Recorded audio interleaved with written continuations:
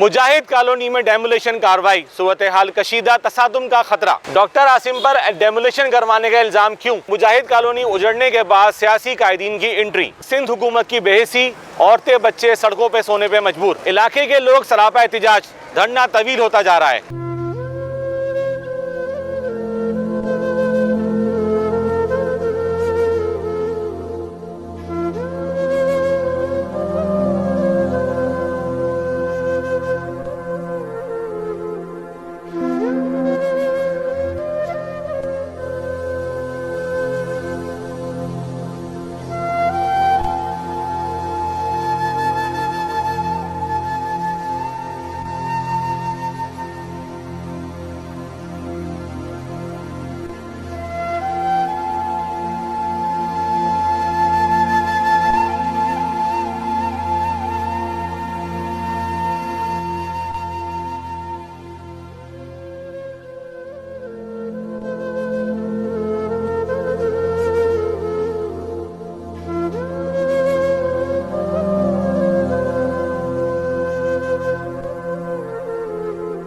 السلام علیکم ناظرین، میں ہوں منائل شیخ اور آپ دیکھ رہے ہیں CBN خصوصی رپورٹ۔ ناظرین، چند سال قبل سپریم کورٹ کی جانب سے شہر بھر میں تجاوزات کے خاتمے کے حوالے سے جاری احکامات جو کہ سرد خانے کی نظر ہو گئے تھے، وہ اچانک سندھ حکومت کو یاد آ گئے۔ ضلع وسطی میں ضیاء الدین ہسپتال کے عقب میں 1962 سے قائم مجاہد کالونی میں ڈبل ٹریک سڑک کی تعمیر، جس کی چوڑائی 70 فٹ بتائی جاتی ہے۔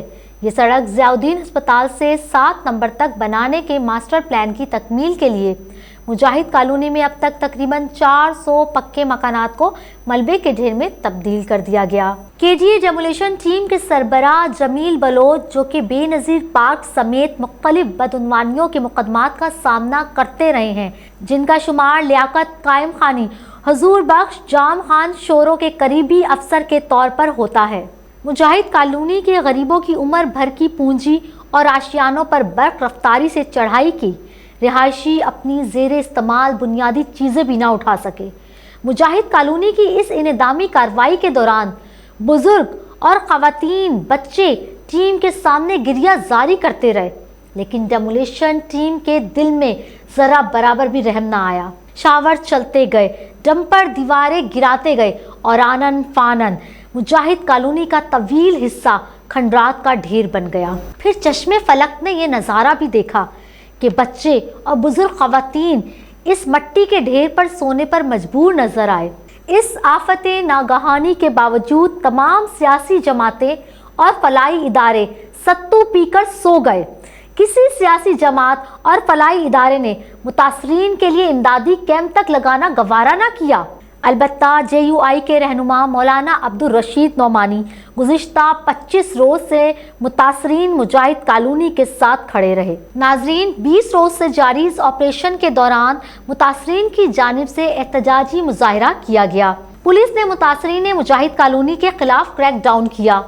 لاٹھی چارج کے علاوہ آنسو گیس کا استعمال کیا گیا۔ 40 سے زائد افراد کو پولیس نے گرفتار کر کے ناظم آباد تھانے میں پہنچا دیا۔ ڈیمولیشن آپریشن کے دوران متاثرین اور DC طاہا سلیم کے درمیان کئی مرتبہ مذاکرات ہوئے، لیکن کوئی خاطر خواہ نتیجہ نہ نکل سکا۔ آخری اجلاس میں ڈیڈ لاک آنے کے بعد متاثرین مجاہد کالونی نے روزانہ کی بنیاد پر دھرنا دینا شروع کر دیا اور تازہ ترین صورتحال کے مطابق انتظامیہ اور مظاہرین کے درمیان تنازع شدت اختیار کر گیا اور دونوں ایک دوسرے کے خلاف آمنے سامنے کھڑے ہو گئے۔ علاقے میں کشیدگی بڑھتی جا رہی ہے، تصادم کا خطرہ بھی بڑھ گیا ہے۔ متاثرین کا کہنا ہے کہ جب تک انہیں نیم البدل زمین یا معاوضہ نہیں دیا جاتا، وہ مزید ڈیمولیشن برداشت نہیں کر سکتے، جبکہ انتظامیہ پیچھے ہٹنے کو تیار نہیں۔ موجودہ صورتحال کا سیاسی فائدہ اٹھانے کے لیے 48 گھنٹوں سے سیاسی رہنماؤں نے مجاہد کالونی کا رخ اختیار کرنا شروع کر دیا۔ پاکستان پیپلز پارٹی کے منشور میں طاقت کا سرچشمہ عوام کو قرار دیا گیا اور ان کے قائد شہید ذوالفقار علی بھٹو کا نعرہ روٹی، کپڑا اور مکان ہمیشہ بلند رہا۔ سمجھ سے بالا تر ہے کہ وزیر اعلیٰ سندھ اور وزیر بلدیات اپنے قائد کی پالیسی کے برعکس مجاہد کالونی کے متاثرین کو ان کے نیم البدل پلاٹ या इमदादी रकम देने का ऐलान क्यों नहीं कर रहे? CBN ने मुजाहिद कॉलोनी के मुतासरीन से बराह रास्त गुफ्तगू करके जो रिपोर्ट तैयार की है वो बगैर किसी सेंसर के नशर की जा रही है। मुजाहिद कॉलोनी नाज़ाबाद नंबर 4 है और जा मस्जिद फारूकिया है जिसके सामने हम खड़े हुए हैं। आपका नाम क्या है? शफीकुर रहमान मेरा नाम है जी, मैं इस मस्जिद का इमाम खतीब हूँ। ये बताइएगा, ये जो सब कुछ हुआ है ये क्या हुआ है? एहतिजाज कर रहे हैं आप लोग और ये सब कुछ हो रहा है, क्या हुआ है ये सब कुछ आप लोगों के साथ? बस ये डॉक्टर आसिम की गुंडागर्दी है। जो हमें जो इन्होंने नोटिस दिया था उस नोटिस के अंदर मुजाहिद कॉलोनी का कोई जिक्र नहीं है, नाम नहीं है। बाकायदा एक इलाका है ना, इसका नाम है, इसका वो ब्लॉक बी का हवाला था। इन्होंने ब्लॉक बी की आड़ में उसका फ़ायदा उठाते हुए देखा भी ये लोग गरीब तबके के लोग हैं, कोई इनका पुरसान हाल नहीं है। उन्होंने जो है वो हल्लबाजी शुरू कर दी, गाड़ियाँ चढ़ा दी, ना सामान निकालने दिया ना कुछ करने दिया इन्होंने। असल में जब ये कार्रवाई करने है ना, उस वक्त हमने इनको कहा कि देखो हमें थोड़ा सा टाइम दे दो ताकि हम सामान निकाल सकें और हम कोई कार्रवाई अगर हम कानूनी मिलती है तो हम वो भी कर लेते हैं। लेकिन इन लोगों ने बिल्कुल हमें टाइम नहीं दिया और इन्होंने यानी कि जिस तरह के कश्मीर के अंदर है ना इंडिया की फ़ौज आके आर्मी आके हमला कर देती है, ये इन्होंने इस तरह की हरकत की, गाड़ियाँ लगा दी और दुकानों के सामान समेत, घरों के सामान समेत उसको दफन कर दिया। अभी आप बता रहे आपको जो है मतलब आप जो है छुड़वाने गए थे किसी को, तो जब छुड़वाने गए थे तो वहाँ क्या हुआ, कितनी देर बैठा के रखा, किस तरह से आपको वहाँ पे छोड़ा गया? 12:15 बजे मैं यहाँ से गया, 1:15 बजे मैं गया बच्चों को छुड़वाने के लिए। तो जब मैं वहाँ गया तो हेड मुहर्रर काशिफ नाम है उसका, उसने जो है ना मुझसे मोबाइल लिया, बंद करके उनसे बिठा दिया। मैंने कहा मैं मस्जिद का इमाम हूँ, एक बच्चे के पीछे आया हूँ। उसने कहा नहीं, हमें ऊपर से आर्डर है, जो भी आएगा उसको गिरफ्तार करके बिठाना है। जो भी मुजाहिद कौन से जो भी आएगा, और जो भी आ रहा था बेचारा उसको बिठा रहे थे, जो भी किसी और काम से भी आ रहा था ना, बस उस नफरी पूरी कर रहे थे वो अपनी जो है ना।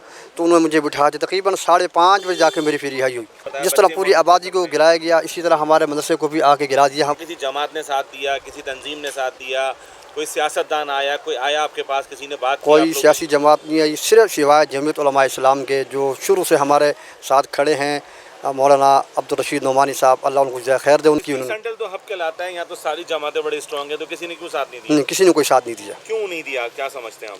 बस सब डरे हुए थे मेरे ख्याल में, या कोई खौफ था या हो सकता है उनका मुंह बंद कर दिया गया हो। तो यही तो सर, हम चीख चीख के थक गए। MKM के मरकज़ भी गए, हम लोग ANP के पास भी गए, तमाम पार्टियों के पास गए कि अल्लाह का वास्ता आप आओ, आप लीडर हो, हमारे आगे आए। MP MNA हमारे यहाँ के हैं MKM के, उनसे हमने रिक्वेस्ट की कि सर आप DC से बात करें, घरों को तोड़ना कोई मजाक बात है यार?